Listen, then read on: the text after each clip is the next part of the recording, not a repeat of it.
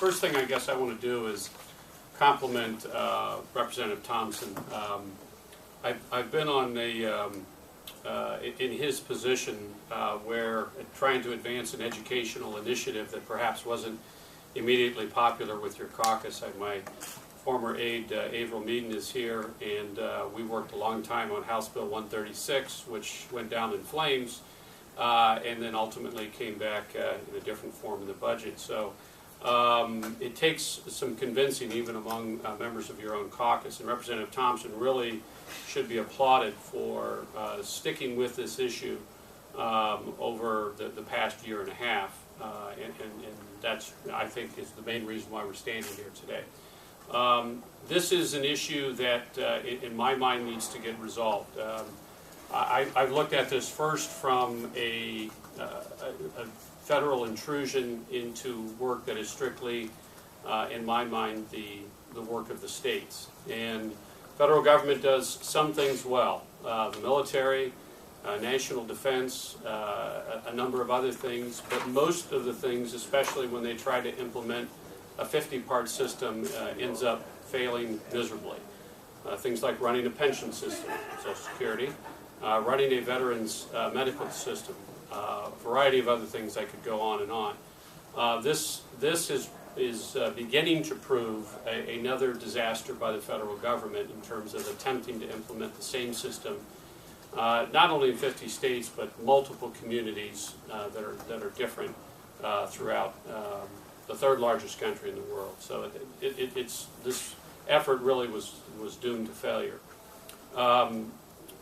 Having said that, obviously there are parts of the system that we all aspirationally are in favor of. We all want high standards for our schools and for our kids.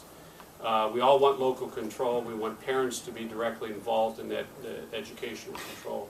We also want a system that is manageable and efficient for local school districts, and that includes, and especially, the testing.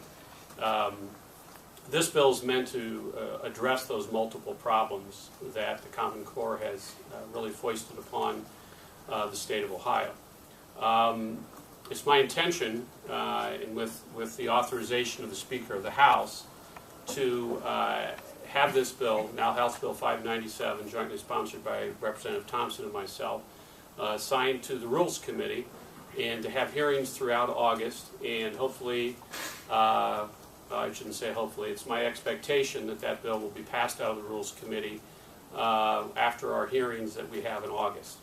I'll be chairing the committee, and I think obviously there's a lot of opinions on this issue. And we're going to give everyone who has one, who's a citizen of the state of Ohio, and some people who are not, an opportunity to come in and talk about this.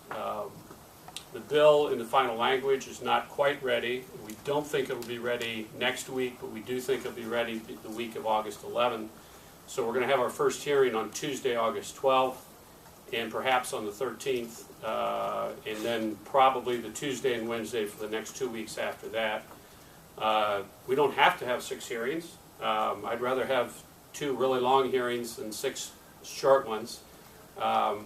And I'm not sure whether all of you would rather be here 12 hours twice or 4 hours 6 times, but I learned that in math at school. That's good. See, Yeah, prior to the stand.